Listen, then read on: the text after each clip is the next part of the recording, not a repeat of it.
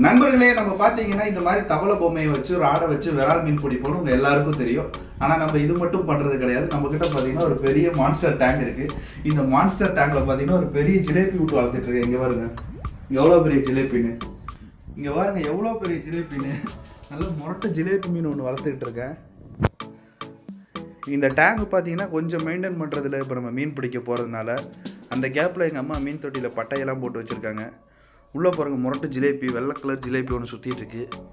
ஒரு 2லேருந்து 3 கிலோ இருக்கும். எவ்வளோ வெயிட் இருக்குன்னு பார்த்து சொல்லுங்கள். நல்ல பெரிய ஜிலேபி தான் இது. இங்கே பாருங்க நல்ல சைஸான ஜிலேபி மீன் தான் இது.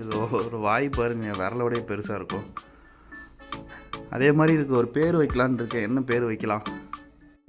நண்பர்களே, இந்த டேங்கை பார்த்தீங்கன்னா சுத்தம் பண்ண வேண்டிய பெரிய பொறுப்பு இப்போ என்கிட்ட இருக்குது. இந்த டேங்கை சுத்தம் பண்ணி இதுக்குள்ளே பார்த்தீங்கன்னா அவுரி மீன், விரால் மீன் எல்லாத்தையும் விட்டு சண்டை விடலான்னு இருக்கேன்.